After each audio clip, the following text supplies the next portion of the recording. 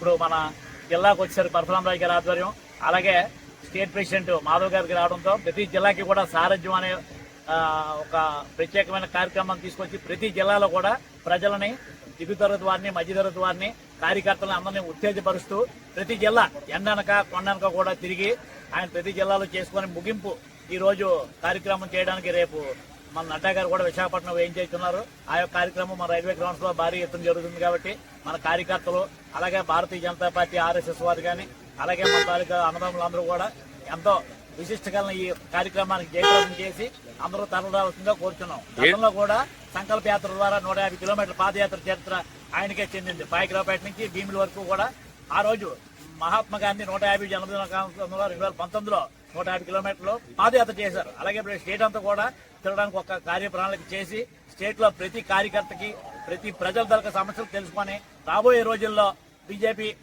పార్టీకి chief minister గా మాధవ్ గారు రావాల్సిందిగా కోరుతూ, రేపు సభ సారథ్యం అన్నది చాలా సక్సెస్ గా ప్రతి జిల్లాలో అయింది. ఇప్పుడు మీరు చూస్తుంటే ఇక్కడ కానీ పార్టీ ఆఫీసులో కానీ ప్రతి జిల్లా నాయకులు, ప్రతి జిల్లా కార్యకర్తలు అందరూ కూడా చాలా ఆనంద బాష్పాలు వ్యక్తం చేస్తూ ప్రతి ఒక్కరూ తమ వంతులుగా తాము వచ్చి రేపు సభని భారీ జయప్రదం చేయడానికి అందరూ కూడా సహాయ సహకారాలతో ముందని చూచి ఉన్నారు. ఈ రకంగా కార్యక్రమం జరగడం ఇది మన విశాఖపట్నం వాసులందరికీ కూడా ఎంతో గర్వకారణం. బీజేపీలో ఈ జిల్లాలన్నీ తిరిగి కూడా మన స్టేట్ నాయకుడు బీజేపీ వారు కావడం, పి చలపతిరావు తనయుడు కావడం మన యొక్క అదృష్టం.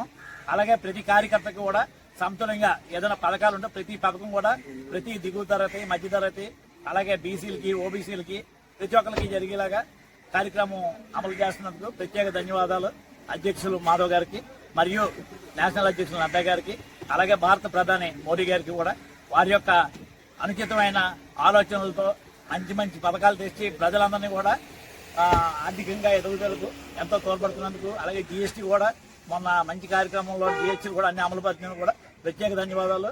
మోడీ గారి నాయకత్వం వర్ధిల్లాలి. జై బీజేపీ, జై భారతీయ జనతా పార్టీ. వందే భారత్, వందే భారత్. రేపు సభలో జరగబోతుంది అసలు అంటే రేపు సభ కని విని ఎరగని రీతిలో చాలా భారీగా జరుగుతుంది. అయితే మనకి వాతావరణం అనుకూలించక ఈ తుఫాన్ల వల్ల కూడా చాలా ఇబ్బందులు జరిగినాయి.